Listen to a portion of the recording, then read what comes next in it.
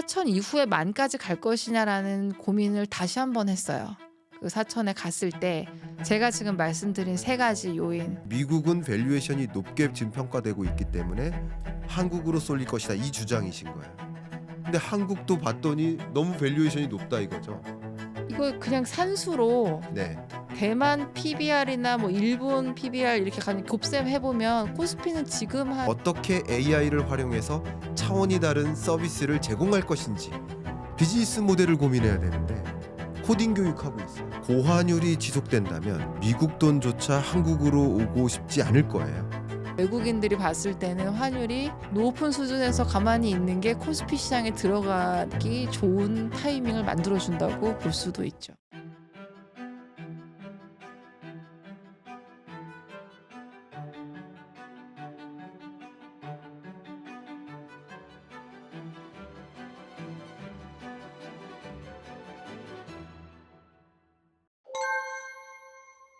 여러분 안녕하세요. 코스피가 정말 뜨겁습니다.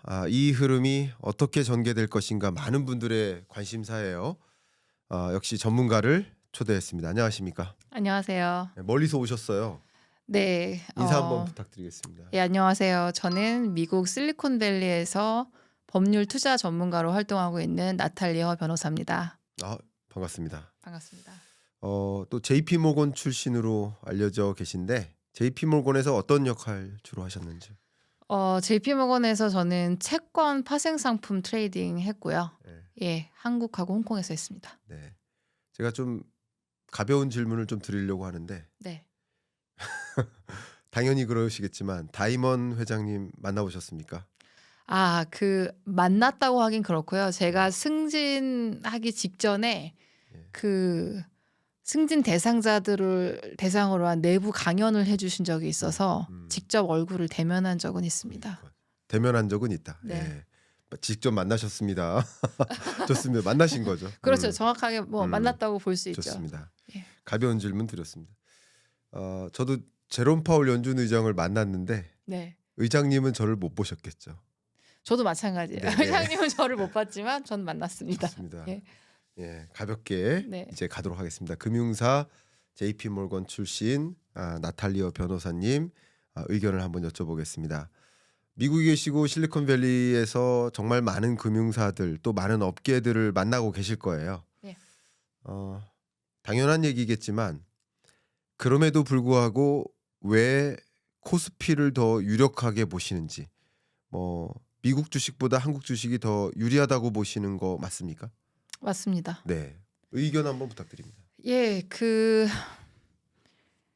이제 미국에서 모든 나라 글로벌 주식시장을 한꺼번에 보죠, 저희가. 네, 예, 볼 때 이제 각국의 주식시장을 비교를 합니다. 그렇죠. 어떤 주식시장이 더 좋은 투자처인지. 음, 그거를 볼 때는 두 가지를 보겠죠. 기업의 실적과 그다음 밸류에이션.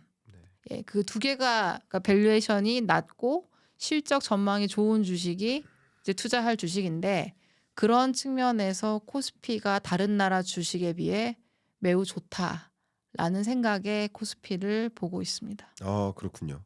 그러면 제가 이제 본격적으로 이제 토론을 진행하기에 앞서 이렇게 여쭤보도록 하겠습니다. 뭐 지금까지 코스피가 어쨌든 5,000선을 돌파했단 말이에요. 그래서 이 돌파한 배경은 무엇인지, 유독 왜 코스피가 더 많이 올랐는지 그 이유를 어떻게 규명하시는지 여쭤보고, 그리고 향후 코스피에 대한 의견을 좀 여쭤보도록 하겠습니다. 어떻게 평가하십니까?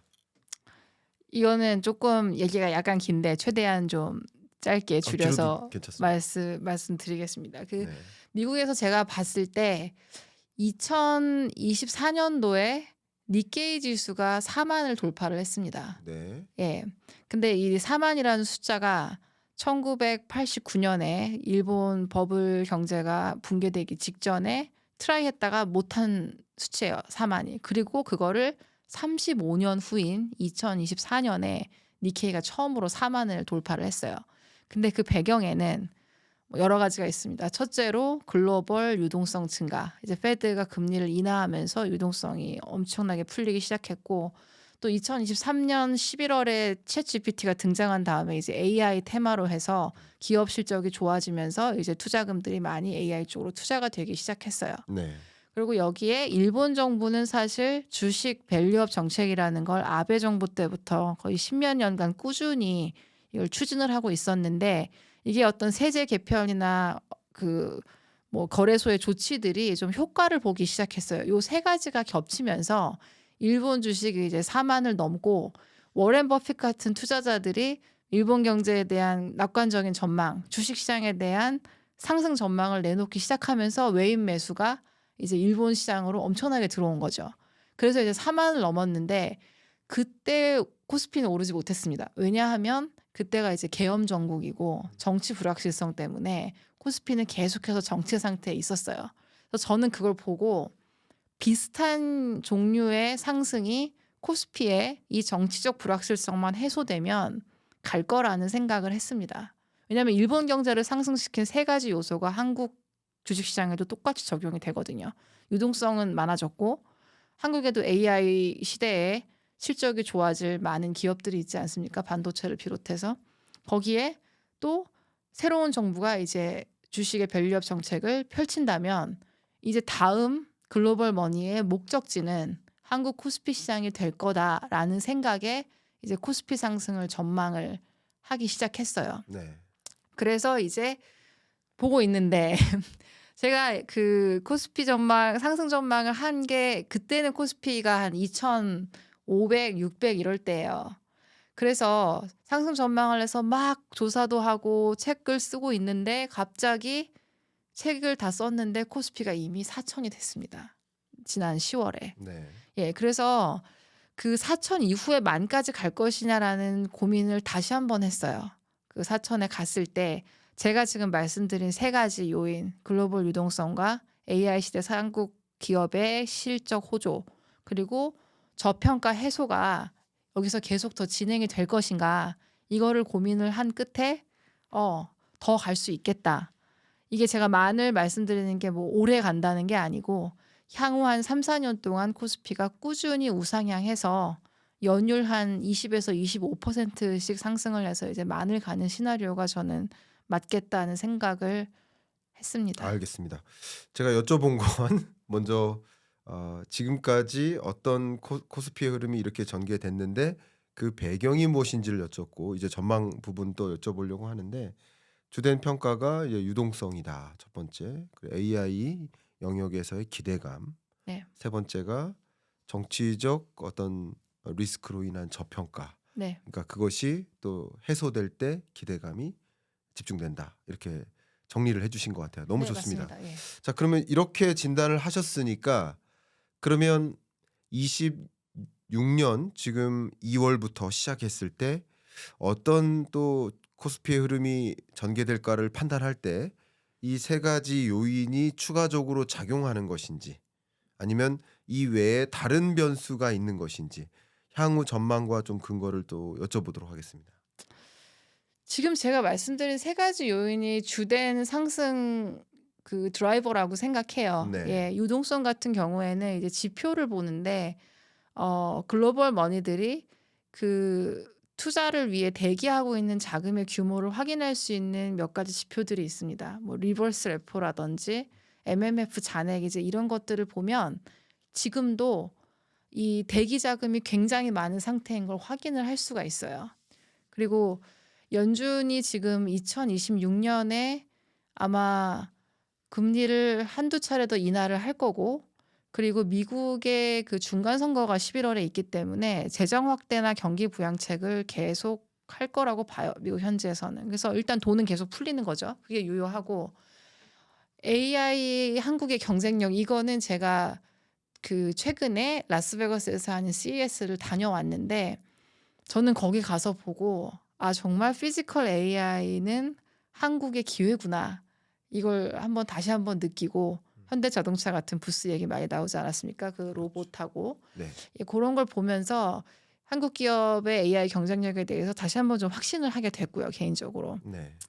그리고 밸류업 정책에 대해서는 외국 증권사들이 굉장히 좋게 평가를 해요. 지금 뭐 배당 소득 분리 과세, 뭐 주주 환원 정책, 자사주 소각 의무 이런 것들을 지금 추진을 하고 있는데 이게 실제로 효과가 있든 없든 외국 증권사에서 볼 때는 그걸 한번 일본에서 확인을 했잖아요. 이런 정책을 하니 일본 주식이 오르더라라는 걸 확인했기 때문에 지금 한국 코스피의 상태, 한국 밸류업 정책의 성공 가능성이 마치 일본 주식시장의 2020년대 초기처럼 좋게 보인다 이런 식의 레포트가 지금도 나오고 있거든요. 그 얘기는 적어도 그런 거에 기대서 외인들 매수를 계속 할 거란 얘기고 우리나라는 아시다시피 외인 매수가 또 중요한 그 상승의 부분을 차지하니까 저는 그래서 이 세 가지 요인이 앞으로의 주가 흐름에도 동일하거나 혹은 더 긍정적으로 영향을 미칠 것이다라고 생각합니다. 아, 좋습니다.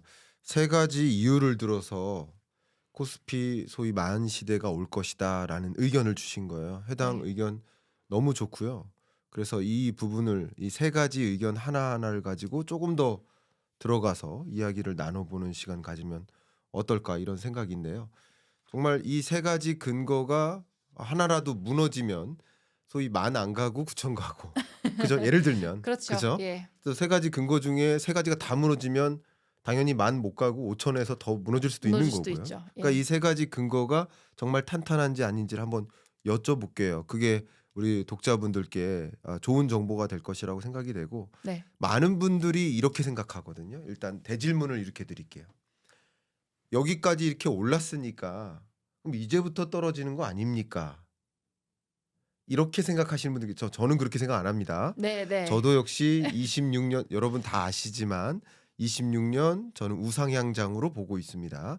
25, 26년은 유동성 장세다라는 말씀을 제가 한 1033번 했습니다. 네, 네. 저도 그러니까 동의합니다. 예, 예. 그렇게 예. 봅니다. 그러니까 그 부분에 대해서 저는 다름이 없어요. 근데 여러분들의 의견이 이 정도 올랐으니 이제는 조정되는 거 아닙니까? 하는 이런 대질문에 대해서는 어떻게 혹시 생각하십니까? 저는 이게 상승의 시작 혹은 초기라고 생각해요. 네. 이거는 어 AI라는 키워드를 빼놓고 얘기할 수가 없는데 그 이제는 관심들이 식으셨지만 이제 AI 버블론이 얘기하던 게 비슷합니다. 이게 지금 투자가 많이 이루어져 있고 그거에 기대해서 주가가 많이 올라 있는데 이 중에서 제대로 된 투자인지 네. 그 투자의 효과가 언제 얼마나 나타날 것인지 모르니까 이게 무너질 수 음. 있다라는 이야기 뭐 등등 이제 그런 얘기가 있었죠. 근데 저는 그 부분이 굉장히 제가 실리콘밸리의 안에 있을 때와 밖에 있을 때 느낌이 확 달라요. 음. 그러니까 이게 주식시장 얘기지만 저는 약간 AI 전환 혹은 혁명의 느낌으로 좀 풀어서 말씀을 드리면 지금 그 이루어지고 있는 산업의 변화는 AI의 어떤 대전환기의 시작일 뿐이고 음. 앞으로 지금 이루어지고 있는 투자가 기업의 그 소득과 혹은 이득과 경제적 가치로 나타날 겁니다. 그리고 그게 이제 장기적인 주식 상승을 이룰 것이고 그 흐름 안에서 한국이 AI에 아주 강한 경쟁력을 가지고 있어요. 그리고 그걸 보고 외국인들이 사고 있는 거기 때문에 이 흐름은 쉽게 어떤 단기적인 변동 요인으로 꺾이지 않을 겁니다. 좋습니다. 의견 너무 좋습니다. 저희 채널이 또 토론이니까 네. 저도 한번 의견을 드려볼게요. 그런 네. 질문을 저도 너무 많이 받아가지고 네네. 마침 1월 달에 코스피 5천을 앞두고 한 4,800 요 정도 됐었을 시점에 뭐 KBS 뉴스에 출연했을 때 이달 안에 5천 갑니까?라는 질문에 대해서 이렇게 답변 드렸었어요. 25년 저점이 2천 한 2, 300이었는데 4월에 2천 2, 300에서 예를 들어서 4,900까지 온 상황이었었을 때 이 오름폭이 향후에는 꺾인다라고 보는 것보다는 5천선은 당연히 돌파한다라고 보는 게 차라리 유리한 답변 아닐까요? 아무것도 모른다 하더라도 이렇게 답변을 한번 드렸었고 실제 5천선에 진입한 날 그날 제가 9시 뉴스에 또 출연해서 앵커께서 질문 주셨을 때 저는 2026년 코스피의 흐름을 6,500선으로 전망합니다. 이렇게 의견을 드렸었어요. 6,200에서 800 정도로 레인지를 저는 보고 있는데 그렇게 전망합니다. 이렇게 말씀을 드렸었어요. 근데 이 정도 올랐으면 꺾이는 거 아닙니까? 하는 그 앵커분의 질문에 왜냐면 이게 대부분의 질문인 거예요. 네, 네. 그죠? 그쵸. 대부분 여러분들도 그 질문 음. 갖고 계실 거예요. 음. 이 정도 올랐으니 수익 실현해야 되는 거 아닙니까? 근데 제가 그때 뭐라고 말씀드렸냐면 당연히 5천선 지점을 찍으면 당연히 일시적인 조정은 있습니다. 그게 심리적 상한인 거예요.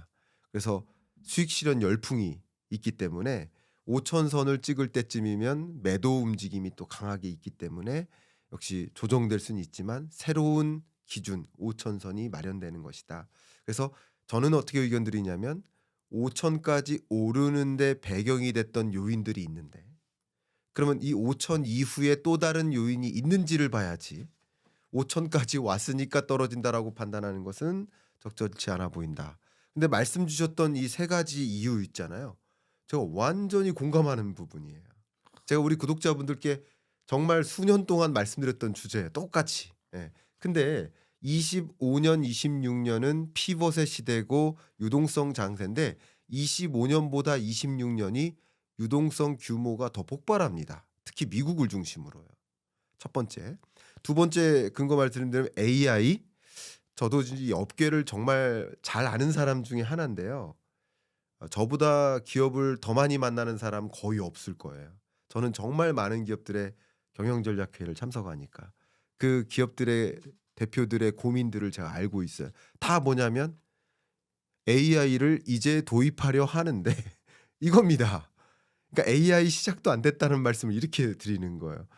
AI를 많이 활용하고 있다 생각하잖아요. 아닙니다. AI 도입도 채 안 됐어요. 이 부분 동의하십니까? 엄청나게 동의합니다. 도입도 안 됐어요. 아직 시작도 안 시작도 안 됐습니다. 됐습니다. 이 부분 예. 굉장히 중요한 거예요. 시작도 안 됐다라는 많은 분들이 챗GPT, 제미나이, 딥식 이런 거 이용하시면서 AI 시대가 왔다는데 그거는요. AI의 극히 일부에 해당되고요.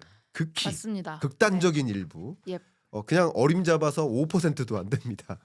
정말 AI는 산업 업계에서 얼만큼 활용하는지를 봐야 됩니다. 그래서 AI는 시작도 안 됐다라는 것이고 역시 말씀드렸었던 뭐 상법 개정이나 추가적인 우리 현재 코스피를 끌어올리기 위한 동력들 여전히 고민하고 있기 때문에 끌어올린 요인들이 있었는데 26년에도 끌어올릴 요인들이 많이 있다. 물론 주의해야 될 요인들도 몇 가지 있지만 그런 면에서 저도 공감의 말씀을 드립니다. 워낙 또 26년 2월부터 굉장히 많이 읽혀질 책 같아요. 저는 네. 코스피 1만 새로운 부의 법칙 2026 한국에 투자하라라는 책을 내주셨어요. 네. 이 저자로서 정말 코스피 1만 갑니까? 갑니다. 아 좋습니다. 근데 여러분들이 오해하실까봐 그게 올해를 상정한 겁니까? 아니면 좀 중장기적인 흐름을 상정한 겁니까? 중장기 흐름입니다. 그러면 언제까지로 상정하고 계십니까? 제가 너무 정확한 시점은 뭐 조금은 알 수 없는 일이라고 보기 때문에 네. 평균적으로 생각할 때 이 코스피 지수가 연 20에서 25%씩 한 3, 4년 정도 상승을 하면 복리를 계산하시면 많이 되거든요. 네. 그 정도 흐름이 제가 전망하는 겁니다. 그 딱히 중간에 하락 없이 예.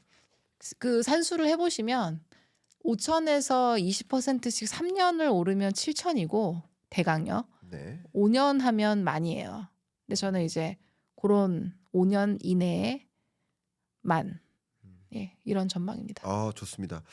물론 우리 나탈리오 변호사님의 의견에 상당 부분 공감이 되는 부분도 있고 물론 저도 반문을 드릴 만한 영역들도 있어요. 그러니까 네.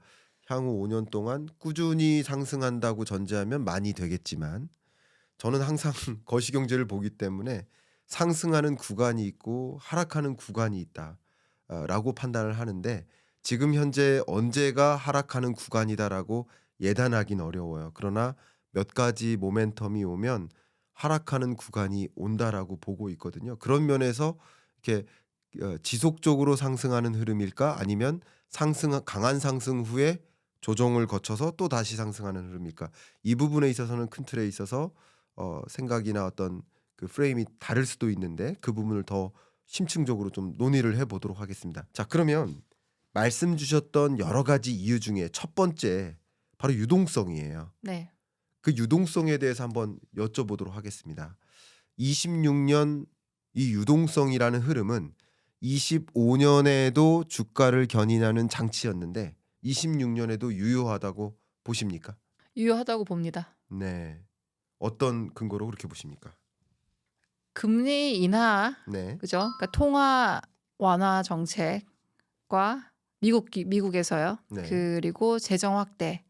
이게 계속해서 2026년에도 진행이 될 걸로 보고요. 네.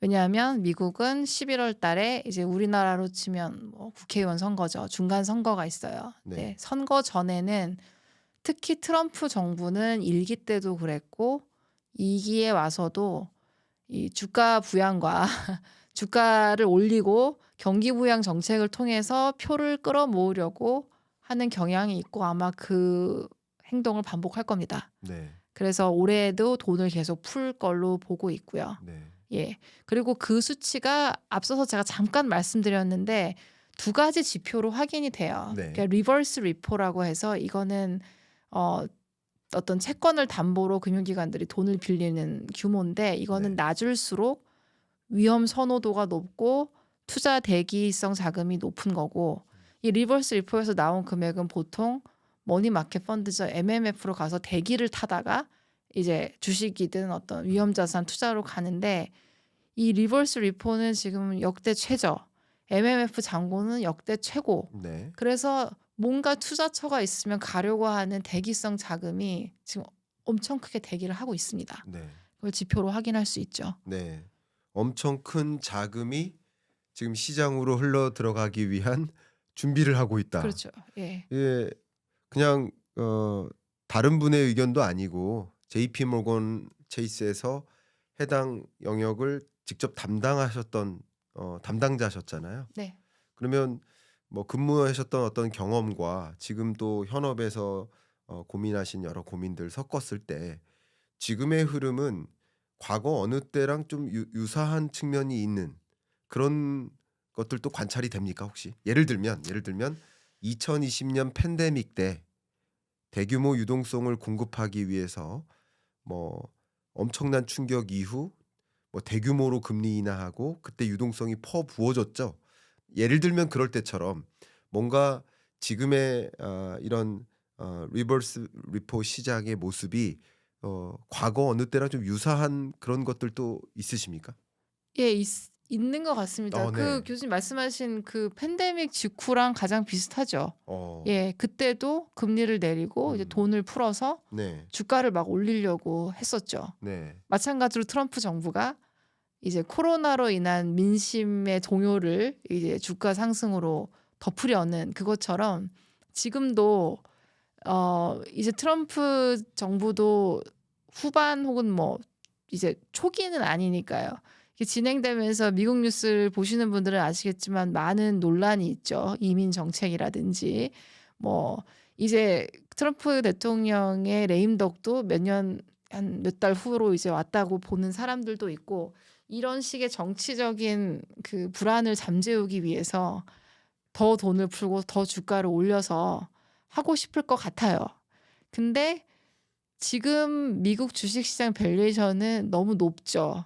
팬데믹 때는 주가가 많이 빠졌었기 때문에 그 풀린 돈이 미국 주식시장으로 들어갔지만 그렇죠. 지금은 그때랑 다른 건 미국 주식은 지금 너무 이미 고평가가 돼 있죠. 그래서 유동성이 커지지만 올해 시장에 대해서는 많은 그 증권사들에서 이제 글로벌 증권사들에서 모든 자산이 골고루 올라가는 전체적인 상승장은 올해는 아니고 그중에서 저평가된 시장만 많이 오르는 좀 차별화가 되는 시장일 것 같다라고 얘기를 해요. 네. 그리고 연초부터 주식 움직임을 보시면 뭐 엔비디아라든지 미국의 빅테크 주식들은 그게 AI 전망이 지금 안 좋아지거나 뭐 딱히 악재가 없는데도 불구하고 2025년보다는 훨씬 좀 불안한 변동성이 있는 흐름을 보이거든요. 이건 다 이미 너무나 고평가된 많이 올랐기 때문에 벌어지는 현상이고 지금부터는 이런 주식들은 호재보다는 악재에 민감할 거다. 이제 이런 반응들이 현지에서는 있습니다. 그래서 그 돈이 이제 어디로 가냐? 이머징 마켓, 뭐 좀 저평가된 우량주가 많은 시장, 그 시장이 이제 제가 코스피라고 생각을 한 거죠. 굉장히 여기서 중요한 인사이트를 주시네요. 제가 그다음 이어서 드리고자 했던 질문이었거든요. 네. 한번 이렇게 생각을 해볼게요. 지금 유동성을 논하니까 그러니까 뭐 유동성이나 통화량을 확인할 여러 지표들이 있겠지만 일단 뭐 기준금리와 M2 증가율로만 한번 한정해 볼게요. 그러면 여러분들 이해하시기가 편할 것 같아서. 근데 한국의 경우에는 지금 현재 운영하고 있는 기준금리가 2.5%인데 기준금리를 인하해봐야 정말 많이 해봐야 2번입니다. 그리고 그렇게 하기가 어려운 상황이죠. 환율과 서울 아파트 가격 상승 때문에 추가 금리 인하가 굉장히 어렵습니다. 지금으로서는 점쳐본다면 한 번 인하할 것으로 확률적으로는 보고 있는데 시장에서 말이죠. 그게 한 연 중반 7월 정도에 한 차례 인하에 멈출 것이다. 그것도 환율이 다소 안정화되는 흐름을 전제했을 때입니다. 그 전제가 깨지면 금리 인하 없는 겁니다. 여기서 끝날 수도 있는 겁니다.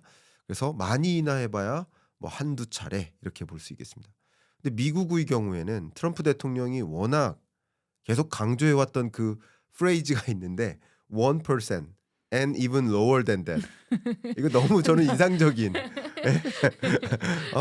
뭐 1년 전에도 월드 이코노믹 포럼에서 뭐 나는 즉각 금리 인하를 요구할 것이다라고 하면서 계속 그래왔는데 드디어 차기현준 의장이 들어서고 그걸 지령을 받은 차기현준 의장이 당연히 적극적으로 금리 인하를 추구할 텐데 어쨌든 3.75%의 현재 상단의 기준금리 레벨에서 지금 1월부터 뭐 1월은 끝났으니까 남은 2월부터 중간 선거 전까지 남아 있는 FOMC 회의가 정확히 세보면 6번이에요.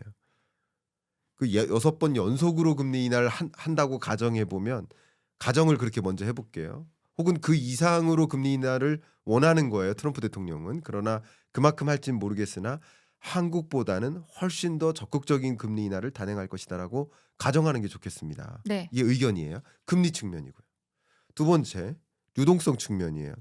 이게 재밌는데 M2 증가율 보시면 미국은요 2020년, 21년에 월별 M2 증가율의 정점이 27%를 찍습니다. 근데 우리나라는 그리고 20년, 21년에 그랬다가 22년, 23년 긴축 국면에 들어설 때는 M2 증가율이 마이너스로 전환돼요.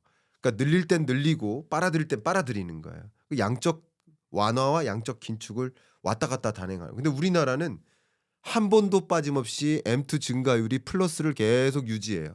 도토리 수준으로 약 뭐 5%에서 10% 내외로. 그러니까 지금 유동성 장세이지만 미국의 유동성 공급 속도보다 우리가 더 빠른 거고요. 그게 환율을 높여놓는 고환율을 만드는 한 가지 요인이 될 것이고요. 근데 중요한 것은 26년에는 이제 미국의 통화량 증가 속도, 유동성 증가 속도가 아까 말씀드렸던 20년, 21년만큼은 아니겠으나 저는 아닐 거라고 봐요. 그러나 트럼프의 의지대로라고 한다면 그만큼까지 만들고 싶은 거죠. 그걸 가정하면 유동성 장세라고 생각해 볼 수 있을 것 같아요. 근데 여기서 질문이 그 부분이 정말 중요한 포인트입니다.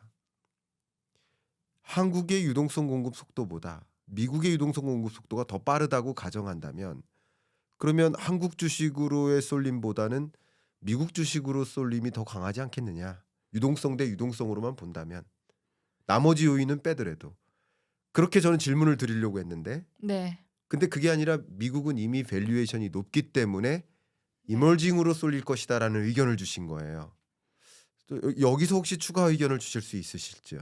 예, 맞습니다. 네. 그 유동성은 교수님 말씀대로 그 미국이 더 많을 것 같은데 미국 안에서도 미국 주식이 너무 비싸다라는 의견이 지금 계속 나오고 있어요. 그래서 미국 안에서도 이제 대형주보다는 중소형주 또 그동안에 이제 M7에 몰려 있던 자금들이 좀 다른 섹터나 다른 종목으로 분산되는 그런 느낌의 자본 배분이 이루어지고 있다고 생각합니다. 말씀 감사합니다. 그러면 제가 이렇게 질문드릴게요. 조금 어쩌면 당황 좀 하셨으면 하는 마음에서 질문을 드리고자 하는데 네. 저희 토론 채널이라서 어떻게 그렇죠. 괜찮으십니까? 그럼요. 예. 예. 예. 얼굴이 빨개지실 수도 있는데. 그 유동성이 어디론가 투입이 된 거예요. 마치 저 이렇게 비유를 많이 하거든요. 설 연휴 때 용돈 많이 받거든요, 아이들이. 그럼 그 용돈을 받으니까 편의점으로 달려가요. 역시 유동성이 폭발적으로 공급되면 그 유동성이 어디론가 쏠리는 거거든요. 더 높은 수익성을 찾아서. 그런데 그게 미국은 밸류에이션이 높게 지금 평가되고 있기 때문에 한국으로 쏠릴 것이다. 이 주장이신 거예요. 근데 한국도 봤더니 너무 밸류에이션이 높다 이거죠. 25년 4월이 저점이에요. 세계 200여 개 나라의 주가의 저점이 25년 4월입니다. 근데 그로부터 가장 높은 상승을 보인 나라가 또 한국이에요. 그러면 그 밸류에이션만 놓고 본다면 한국도 만만치 않게 너무 높게 평가받고 있는 거 아닌가라는 의심을 가질 수 있어요. 자, 제가 변호사님의 의견과 달리하는 게 아닙니다. 의견이 같은데 네. 이렇게 제가 반문을 드리면 어떻게 답변하시겠습니까? 이 부분이 해결돼야 됩니다. 해결돼야죠. 예, 그리고 저는 예, 비록 지금 5천을 넘더라도 네, 코스피는 다른 국가에 비하면 여전히 쌉니다. 아, 이전의 코스피에 비하면 비싸졌지만 여전히 비교 국가, 여기서 네, 비교 국가라 그러면 당연히 미국도 있지만 글로벌 머니 측면에서는 저는 대만, 일본 정도가 비교 국가라고 봐요. 네, 어떤 자산 배분 측면에서 비슷한 구조의 경제와 칼날을 띈 경제거든요. 네, 수출 주도형이고 그렇죠. 기술이 중요하고 뭐 이런 나라를 보면은 제가 그 계산을 해봤어요. 네, 4천이 좀 넘었을 때 5천이니까 지금 조금 나아졌을 텐데 네, 이제 저희가 밸류에이션을 평가할 때 PBR, PER 이런 수치를 얘기하지 않습니까? 네, 근데 4천이 넘었을 때 제가 계산한 수치를 보면 한국의 PBR이 1.3에서 4. 근데 여전히 일본은 2.6, 네, 대만은 3.1 이랬고요.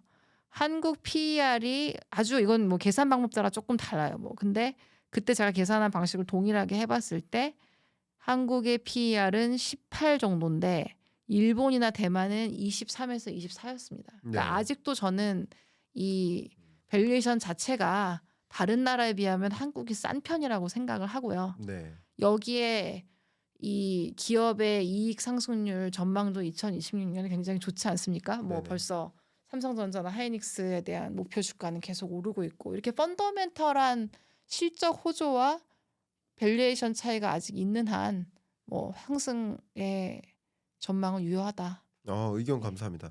그러니까 변호사님의 의견, 그러니까 그 질문을 던지길 잘한 것 같아요. 이 부분에 대한 여러분 생각이 정해져야 돼요. 그러니까 유동성의 공급 속도로만 보면, 뭐 유동성의 양만 보면 세계 어떤 나라를 따라갈 수가 없죠, 미국이. 근데 유동성 공급 속도로 보면 미국만한 나라가 없을 텐데. 26년을 상정해 보면. 근데 그 유동성이 결국은 어디로 갈까의 문제예요. 근데 봤을 때 미국으로 안 가고 현 시점 어쨌든 밸류에이션이 낮게 측정된 나라로 돈이 더 많이 쏠릴 가능성이 있다. 그런 말씀이신 거예요. 네. 굉장히 중요한 표현이에요. 그래서 여러 비교 대상 국가들과 비교했을 때 여전히 밸류에이션이 낮은 나라. 예, 이렇게 많이 올랐어도 여전히 낮은 나라. 이거 그냥 산수로 네, 대만 PBR이나 뭐 일본 PBR 이렇게 가면 곱셈 해보면 코스피는 지금 한 6,500 정도 돼야 됩니다. 맞아요, 맞아요. 예. 예. 예. 사실 제가 앞서 그 저의 26년 그 코스피 전망치를 말씀드렸을 때 네. 그 배경 중에 하나가 그거였습니다. 그렇습니까? 6,500선을 말씀드렸던 게 굉장히 조심스러운데 뭐 저는 맞든 틀리든 그게 중요한 게 아니라 저는 제 의견을 드려야 될 책무가 있다고 생각해서 그런 의견을 드리고 있는데 그 근거 중에 하나를 또 그렇게 보고 있습니다. 밸류에이션 네. 역시 가정하고 있습니다. 이분 너무 중요한 말씀 주셨습니다. 결국 유동성 공급 속도의 차이가 있어도 그 유동성이 어디로 집중될까? 그러니까 항상 돈의 이동을 봐야 되거든요.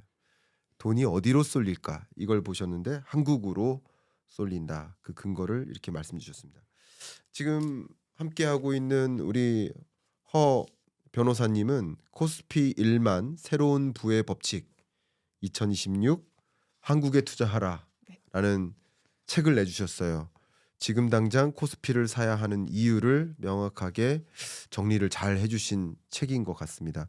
그래서 이렇게 여쭤볼게요. 좀 짓궂은 질문을 드릴게요. 혹시 이 책이 정부로부터 지원을 받았어요? 이렇게 정부가 정말 극찬할 책인 거예요. 이 제목만 보면 정부 정책 방향에 너무 맞는 메시지를 주고 계신 거예요. 그래서 제가 오해가 없도록 한번 여쭤볼게요. 그런 겁니까 혹시? 아닙니다. 지원이나 아니면은 전혀 없습니다. 혹은 뭐 정치적 어떤 뭐를 생각해서 아닙니다. 그런 것도 아니고. 예, 저는 정말 실리콘밸리에 거주하는 어떻게 보면 교민으로서 네. 객관적인 시각에서 네. 본 그 한국의 모습을 네. 어떠한 지원 없이 음. 서술한 제 저서입니다. 이 질문은 어떠셨습니까? 이게 예. 그 많은 분들이 궁금해하지만 직접 물어보지 않던 질문인데 시원하게 물어봐 주셔서 저는요. 왜 그러냐면 저희 채널이 네, 공부하는 채널이거든요. 네, 네, 그래서 어떻게 될까? 그러니까 여러분들이 만 간다 그 말 믿고 따라라 이게 아니라 네, 만 간다고 하면 그 이유가 무엇인지 내가 스스로 판단해 보자. 네, 예, 그거거든요. 그런데 간혹 잘못 오신 분들이 계세요. 정치 채널들을 이렇게 돌아다니시다가 정치적 의견을 듣고 싶어서 오신 분들. 예? 그리고 만 간다 그러면 또 이쪽에선 또 안 좋아하시고 정치적으로 네, 갈려 있다 보니까 네, 네, 뭐든지 정치인 거예요. 코스피가 올라간다고 주장하면 또 그쪽 뭐 이렇게 생각하시니까 그게 아닙니다. 지금 현재 우리 경제를 봤을 때 어떤 모습일까를 평가해 보고자 하는 겁니다. 아마 여러분들이 이렇게 코스피나 향후 자본시장의 향방을 보실 때 이런 식으로 여러 논리적 근거를 바탕으로 해서 여러분들이 이해하실 수 있는 계기가 되면 좋겠습니다. 지금 허 변호사님하고 깊이 있게 자본시장의 향방이 어떨 것인지를 여쭙고 있는데 아까 세 가지 근거를 주셨었단 말이에요. 그 근거 중에 두 번째 근거예요. 소위 많은 분들이 관심 있어하는 이 AI. 이 AI라는 영역에서 정말 실물 경제적으로 지금은 자본시장을 논했으니까 실물 경제적으로 정말 괄목할 만한 그런 흐름이 전개되는지. 교수님 말씀하셨던 AI는 시작일 뿐이다. 네. 이게 가장 정확한 표현인 것 같아요. 네. 이번에 CES의 화두가 피지컬 AI였잖아요. 네. 피지컬 AI는 쉽게 말하면 움직이는 AI, 물리 법칙이죠. 피지컬한 그런 걸 이용해서 움직이는 AI인데 한마디로 산업 현장이나 가정에서 로봇처럼 실제로 일을 하고 업무를 수행하는 AI인 거죠. 이전에 챗 GPT가 말하는 AI, 생성형 AI였다면 말씀하신 것처럼 그거를 우리가 사용하는 건 그냥 컨텐츠일 뿐이에요. 근데 이 생성형 AI를 통해서 우리는 AI의 기술에 대한 많은 가능성과 성능을 확인을 했습니다. 학습 속도와 파라미터와 뭐 모델과 이런 게 검증이 됐어요. 근데 이제 이 AI가 산업에 도입되기 시작한 거예요. 교수님 말씀하신 것처럼. 네. 왜냐하면 산업에 도입이 돼야 돈을 벌죠. 네. 인건비를 절감하고 생산성을 올리고 해서 이제 기업이 그 AI 기술을 실제로 경제 효과로 전환을 시키게 되는데 네. 그 키워드가 이제 피지컬 AI고 그게 이제 막 시작이 되고 그걸 확인할 수 있는 자리가 CES였죠. 그래서 가보시면 로봇이 이제 공사장에서 무거운 뭐 벽돌을 옮기거나 가정에서 뭐 빨래를 개거나 이제 이런 일들을 조금씩 하기 시작했죠. 근데 이제부터 이 AI 발전의 병목 혹은 바틀렉은 뭐냐면 에너지나 인프라가 된 거예요. 그래서 왜냐하면 이런 그 산업용 AI들은 상시 구동해야 되거든요. 안정적으로. 한번 로봇이 백덤블링하고 탁구 한번 치는 그런 게 아니고 항상 내 옆에서 우리가 모바일 폰이나 그 PC를 쓰는 것처럼 AI가 계속해서 돌아가고 있어야 되니까 전력과 그런 인프라가 또 너무너무 중요해지죠. 그러니까 요런 논의가 지금 시작이 되고 있는 것들을 실리콘밸리에서도 너무 당연히 느낄 수가 있죠. 아, 이제 우리 세상에 젠슨 황이 말한 것처럼 모든 디바이스에 AI가 들어가는 날이 올 거다. 이번에 젠슨 황이 CES에서 말을 하기를 피지컬 AI의 챗 GPT 모먼트가 오고 있다. 그런 말을 했습니다. 그러니까 굉장한 변화의 초입이라고 지금 얘기를 하고 있고 이 분위기가 실리콘밸리에서는 아주 잘 느껴져요. 그러니까 어떤 예를 제가 드냐면 그 저희 동네에 국제공항이 샌프란시스코 국제공항인데 거기서 제가 사는 스탠포드 대학 주변까지 한 2-30분 걸려요. 근데 저희 동네에 와서 그 고속도로를 운전해서 오신 분들이 다 같이 하는 말이 뭐냐면 고속도로에 광고판이 있잖아요. 이렇게 길에. 거기에 AI라는 단어가 안 들어간 게 하나도 없대요. 그러니까 AI 세상인 거예요, 여기는. 네. 근데 이런 분위기가 한국은 물론이지만 같은 미국 안에서도 실리콘밸리만 벗어나면 그렇진 않아요. 그러니까 이 동네가 이상한 동네고 하지만 여기서 모든 기술이 출발을 하는 곳이고 여기서는 지금 피지컬 AI, 산업용 AI의 변화가 시작되고 있음이 너무나도 생생하게 느껴집니다. 말씀 감사합니다. 실리콘밸리 저는 뭐 2번 정도 가봤었고요, 개인적으로는. 그리고 CES 같은 경우 이제 삼성전자랑 이제 매년, 그리고 MWC 같은 경우도 이제 SKT하고 가고 있는데 그렇게 가면서 느끼는 여러 체감되는 현장에서의 모습, 그것은 여러분께 이렇게 말씀드릴게요. 그러니까 2025년까지는 생성형 AI 시대고 26년부터는 피지컬 AI 시대다. 이렇게 규명하시면 도움이 될 것 같습니다. 맞습니다. 물론 우리는 계속 AI 시대를 살고 있는 거예요. 대략 아마도 이세돌 구단과 그 바둑두던 그 시점을 경유로 했을 때 AI 시대가 왔는데 또 그 해마다 시대를 또 구분해 보면 그렇게 구분될 수 있겠다. 근데 말씀을 드리면 25년까지는 여러분들이 체감하시는 AI가 PC나 휴대폰 안에 들어가 있다가 이제 내 공간으로 같이 살아 숨쉬는 거예요. 로봇으로, 자동차로, 냉장고로, 텔레비전으로 다 AI화가 되는 거예요. 그래서 여러분들이 이제 본격적으로 AI 시대가 정말 왔음을 더 체감하는 그런 시대인 거고, 이건 소비자 관점인 거예요. 피지컬 AI는. 네. 근데 앞에 말씀드렸던 것은 이제 기업들이요. 이게 더 중요한데. 근데 방금 말씀 주셨던 것은 실리콘밸리에서 제가 그 발음에 실리콘밸리 뱅크가 자꾸 익숙해서 네, 나올 그러실 수 뻔하다 있어요. 자르고 네, 나올 네. 뻔하다 자르고 그러는데 네. 실리콘밸리에서 체감하신 그 산업 현장에서의 그 것을 말씀 주셨어요. 근데 미국의 AI 어답션 레벨을 보면 30%가 안 됐습니다. 그러니까 대기업을 중심으로 어답션이 되어 있고요. 이제 중소 중견기업은 하나도 어답션이 안 돼 있습니다. 우리나라는 어떠냐면요. 지금 이제 교육하고 있어요. 그러니까 AI를 어떻게 활용할까를 놓고. 근데 제가 정말 많은 그 AI 교육기관에 가서도 말씀을 드리는데 그 우리 기업의 중소 중견기업 대표님들이나 아니면 대기업들은 이제 아예 자체적으로 AI 인력을 키우는데 잘못된 교육이 뭐냐면 이 중소 중견기업 대표님들 이렇게 모여놓고 코딩 교육하고 있는 거예요. 그 저는 막 그 제가 조금 화납니다. 이거 교육 잘못됐다고요. 아니 코딩 교육하고 있으면 뭐 합니까? 아무 의미 없다고요. 지금은 이 대표님들은 이 AI를 어떻게 활용해서 각각의 비즈니스 영역에서 그 떡을 만들어 팔든 목재를 가공하든 철강을 제조하든 자동차 부품을 만들든 금융 서비스를 무엇을 하든 간에 그 각각의 산업 업계에서 어떻게 AI를 활용해서 차원이 다른 서비스를 제공할 것인지 비즈니스 모델을 고민해야 되는데 코딩 교육하고 있어요. 이거 어떻게 생각하십니까? 제가 정말 화날 만합니까? 화가 나실만 합니다. 네. 왜냐하면 제가 그 같은 의견으로서 하나 말씀을 드리면 지금 스탠포드 대학교요. 네. 제가 바로 그 옆에 사는데 거기에 컴퓨터 사이언스 전공에서 더 이상 코딩을 가르치지 않는다고 들었습니다.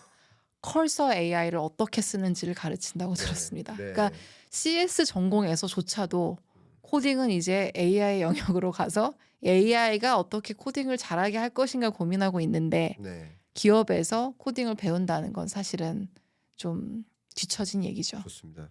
제가 요 부분만 마지막으로 코멘트 드리고 다음 이야기를 좀 이어가 보도록 네. 하겠습니다. 제가 무슨 말씀 드리는 거냐면 우리나라를 걱정하는 마음에서 말씀을 드리면 모두가 코딩 전문가일 필요 없어요. 그러니까 누군가는 개발자인 거예요. 근데 누군가는 마케터고요. 누군가는 생산 인력인 거고, 누군가는 전략 담당자고, 어떤 분은 분석가고, 수출입 계약하고, 누군가는 목재 만들고, 철강 만들고, 금융 서비스 만들고, 각각의 영역에서 이 주어져 있는 AI 인프라와 테크놀로지를 어떻게 활용할까? 이걸 고민해야 되는 거고요. 모두가 코딩을 할 필요는 없는 것이다. 잘못된 우리나라 교육이 한때 코딩 교육 열풍이었던 적이 있어요. 이거는 굉장히 잘못된 교육이다. 코딩이 필요 없다는 것이 아니라 모두가 코딩을 할 필요가 없는 것이다. 우리 변호사님 코딩할 줄 아세요? 또 제가 카이스트 전자공학과 나왔으니까 또 조금 할 줄 할 줄 아세요? 압니다. 또 못할 줄 알고 질문 드렸는데 저는 못합니다. 코딩 할 아니, 줄 모릅니다. 근데 이 문제는요, 미국 음. 대학들도 마찬가지입니다. 네. 거기서도 한동안 모든 사람들이 코딩을 배우도록 지금 했다가 네. 지금 이제 코딩 자체가 좀 효용이 없어지는 바람에 그 전공을 했던 학생들이 직업을 찾지 못하는 이게 또 문제가 될 과잉 공급 만큼 이슈가 되는 예, 거죠. 예, 좋습니다. 있습니다. 예. 그러니까 코딩 교육이 필요 없다가 아, 아니라 그럼요. 예. 그 해당 영역의 개발자들 수요도 분명히 있는데 모두가 개발자가 될 필요는 없다라는 얘기죠. 정말 우리 맞습니다. 분업화된 시대 아니겠습니까? 네. 그렇게 의견을 드립니다. 어쨌든 제가 이렇게 말씀을 여쭙는 여러 가지 이유가 중장기적으로 코스피 만시대에 올 거다라는 의견을 주고 계신 거고 그 배경 중에 여러 이유들이 있는데 하나가 유동성, 두 번째가 소위 AI 기대는 더 쏠린다라는 것이고 세 번째가 소위 이제 밸류에이션을 올리는 정책적 기대감도 있다고 보시는 것 같은데요. 어떻게 보십니까? 26년 그 정책, 세제 개편, 뭐 상법 개정 이런 전반에 걸쳐서 어떤 흐름이 또 이어질 거라고 보시는지 여쭙고 싶습니다. 이 정책은 사실 가장 어떻게 보면 불확실성이 있는 측면이 있었죠. 왜냐하면 작년에 예를 들면 그 코스피가 2,500, 600에서 막 갈 때 대주주 10억 양도세 나왔던 거 기억하시죠? 아, 예. 뭐 결국 시행이 되진 않았지만 이제 그런 식으로 뭔가 엇박자, 좀 맞지 않는 정책 혹은 어쨌든 이제 현 정부에서 이전 정부보다 뭐 반시장적인 정책이 나온다거나 그런 것들이 이제 외국 자본이 봤을 때 아직 한국 주식시장이 선진 자본시장이 될 준비가 안 됐다. 정책의 일관성이 없고 정책의 효율을 느낄 수 없다. 이렇게 판단이 되면 이 자금들은 냉정하게 이제 다른 비슷한 나라 시장으로 갈 겁니다. 대만도 있고 뭐 일본도 있으니까요. 그러니까 이제 그런데 그럼에도 불구하고 그 제가 외국에서 뭐 골드만삭스나 JP모건, 시티, 맥쿼리 이런 데들의 레포트를 보면 약간 이구동성으로 한국 증시가 2025년에 95% 상승한 이유는 정부의 밸류업 정책의 효과가 컸다. 아니면 이제 그 정책들이 외국인 투자자들, 글로벌 투자자들의 신뢰를 얻고 있다. 이 정도 평가는 하는 것 같아요. 그 정책의 실효가 있느냐 없느냐는 검증이 필요한 문제지만요. 그리고 저는 그 이후에 앞서 말씀드린 것처럼 비슷한 정책의 효과가 니케이 시장에서 확인이 됐기 때문이라고 생각합니다. 제가 보기에는 전 정책 전문가는 아니지만 상당히 유사한 정책이에요. 그 아베 정부가 2010년 초반부터 했던 세 개의 화살이라는 정책이 있는데 그게 이제 뭐 통화 완화, 재정 확대, 그다음에 밸류업 이런 건데 그거랑 지금 저희 그 우리나라 정부에서 하고 있는 정책의 기조가 굉장히 유사하고요. 그런 시대 분위기를 타고 효과를 어느 정도 볼 거로 외부에서 기대를 하고 있기 때문에 상승 요인으로 작용하고 있는 거죠. 네, 좋습니다. 지금 말씀 여러 가지 주시는데 어쨌든 JP 몰건에서 워낙 또 채권 트레이딩 관련해서도 일을 많이 경험하셨고 금융권에서 종사하시는 이제 변호사로서 여러 가지 이제 시장의 흐름을 관찰하고 관찰한 것을 여러분께 지금 전달해 주고 계신 과정이에요. 그 관찰한 내용들을 기반으로 해서 2026 한국에 투자하라 이런 책을 내주셨는데 결국 이 책에서 전달하는 그 핵심 메시지가 지금까지 주셨던 것처럼 유동성이나 AI 기대나 혹은 그 밖에 제도적 개편, 밸류에이션 뭐 이런 여러 가지 측면에서 우리가 이제 코스피에 투자를 해야 된다라는 메시지를 주고 계신 거죠. 네, 맞습니까? 맞습니다. 자, 그러면 이제 이 질문을 드리겠습니다.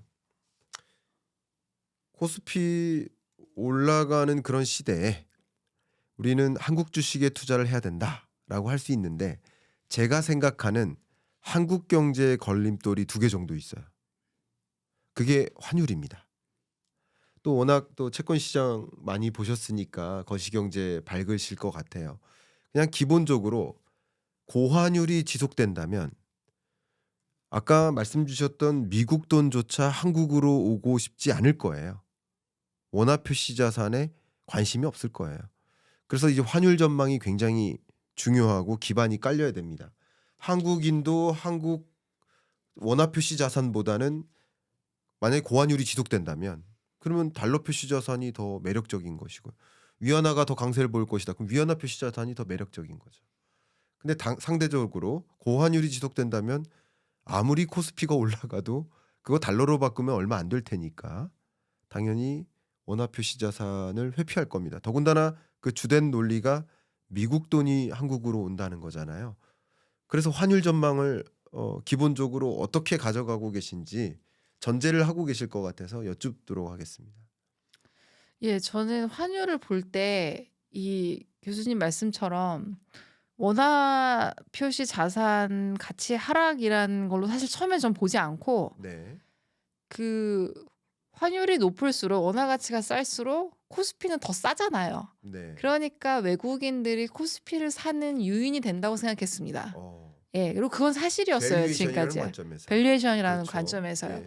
물론 들어와서 환율이 계속 올라가면 수익률이 안 나니까 실망을 하겠죠. 그렇겠죠. 근데 지금 환율이 제가 아주 타이트하게 보진 않았는데 막 급등을 한다기보다는 아주 높은 수준에서 지금 이렇게 유지가 되면서 등락을 하잖아요. 네. 그러니까 요런 지금의 흐름은 사실 외국인들이 코스피를 매력적으로 느끼게 하는 이유로서 작용을 해왔어요. 예. 그렇겠네요. 예. 근데 이제 말씀하신 것처럼 환율이 더 오르거나 여기서 네. 이렇게 된다면은 그게 마이너스로 작용할 수도 있겠죠. 외국인들이 이탈을 한다든지. 그렇죠. 예. 예. 그리고 그 전망은 금리 전망하고도 관련이 많이 있을 것 같네요. 그럼요. 예, 미국이 금리를 인하를 하고 한국은 인하하지 못한다면 그러면 금리 차는 줄어드는 거니까 네. 환율에는 어쩌면 하락 압력으로 작용할 수도 있지 않을까요? 네. 예, 그런 좋습니다. 생각을 해봅니다. 예. 말씀 감사합니다. 저희가 이렇게 토론하는 시간이다 보니까 저도 뭐 그동안 우리 독자님들께 말씀드렸던 제 환율 전망 지금 고환율이 장기화되면 안 된다. 이건 굉장히 큰 문제다라는 걸 지적을 해왔고 그럼에도 불구하고 환율은 올라갈까 떨어질까 저는 떨어지는 것으로 보고 있습니다. 네, 왜 그러느냐? 한국이 유동성을 줄인다가 아니에요. 한국이 금리를 인상한다가 아니에요. 미국이 인하한다예요. 네, 미국의 유동성이 폭발한다예요. 그것은 굉장히 중요한 외환 시장에 미치는 영향입니다. 돈이 이동하거든요. 그러니까 미국과 일본 간의 금리 차가 왔다 갔다 함에 따라서 엔캐리 트레이드나 청산이 일어나듯이 결국 금리 차가 어떻게 변동하는지 유동성 공급 속도가 어떻게 달라지는지를 관심 있게 봐야 될 텐데 26년에는 미국의 금리 인하와 미국의 유동성 공급 속도가 압도적으로 높을 것이라고 가정하는 게 정상적인 판단이죠. 많은 분들이 그렇게 공감하실 겁니다. 그렇다면 환율도 안정화될 것이라고 가정할 수 있고 여러 미국 내 금융사들이 골드만삭스 포함해서 제가 약간 별명이 골드만삭스예요. 광석이어가지고 아, 골드석. 예. 아, 예, 예, 모든 그 아이비들이 네. 공통적으로 예, 공통적인 건 아니지만 환율 정점 찍고 다소 하향 안정화된다라고 보고 있어요. 그러니까 예전처럼 1,100원을 간다가 아니지만 1,300원, 1,400원 선이겠지만 지금의 소위 고환율에선 다소 내려온다라고 보고 있는 근거가 이런 겁니다. 그렇다면 오히려 1,400 후반대 고환율이 지속되는 것은 투자자 관점에서는 매력적인 거죠.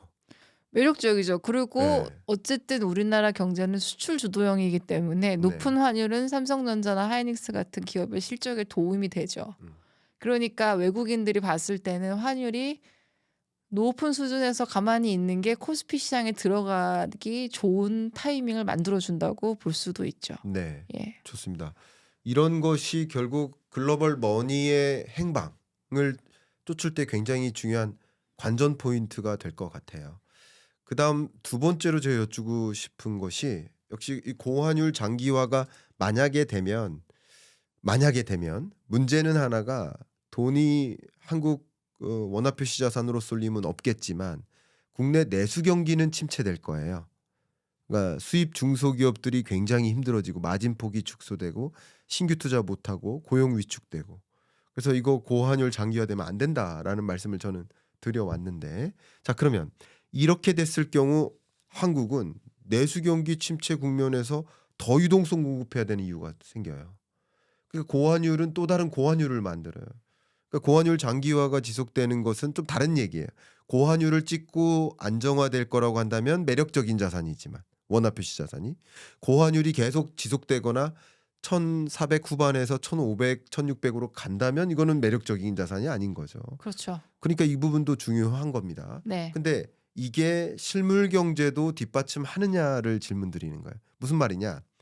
코스피가 이렇게 강한 상승 랠리를 보여왔는데 근데 우리나라 경제 성장률 실물 경제는 25년에 1% 성장, 26년에 최고치가 2.0%예요. 네.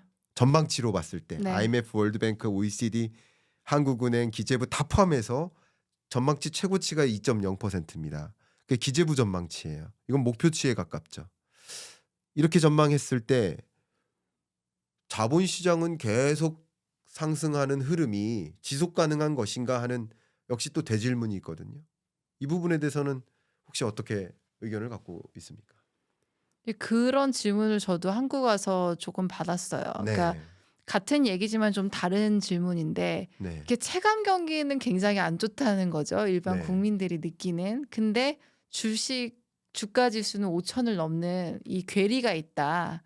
예, 그렇게 얘기를 하시는데 그게 이제 물가 상승률은 높은데 임금이 안 오르니까 일반 국민들이 느끼시는 실질 구매력은 하락하고 있는 거죠. 네. 이제 그런 식의 얘기가 이제 어떤 경제적인 위험 요인으로서 고환율이 가지는 문제일 것 같아요.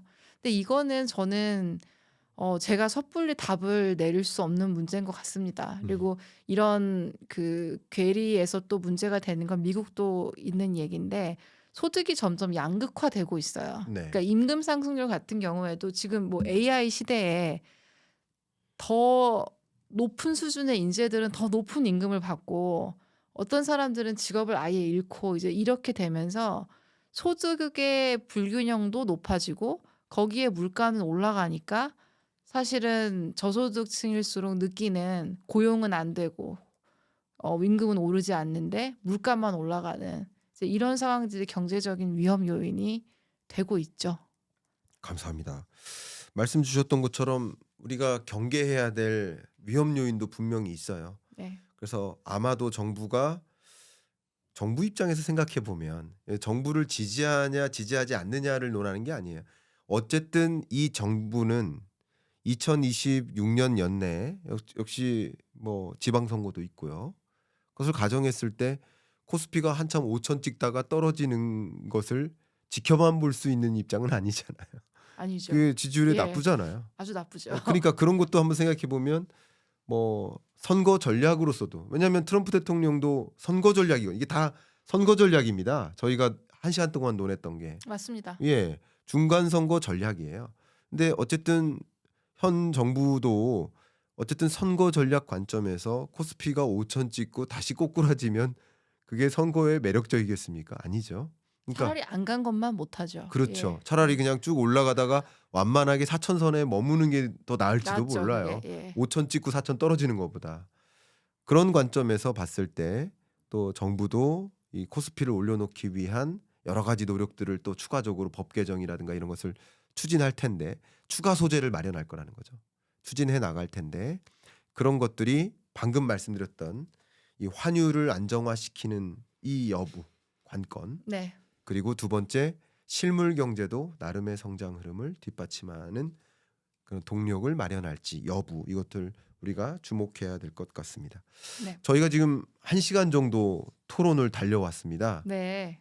우리 작가님이시자 변호사님이시자 미국에서 오랜 시간 금융권에서 종사를 하시고 JP모건 출신으로서 채권 트레이딩에 직접 관여를 하셨던 그런 인물로서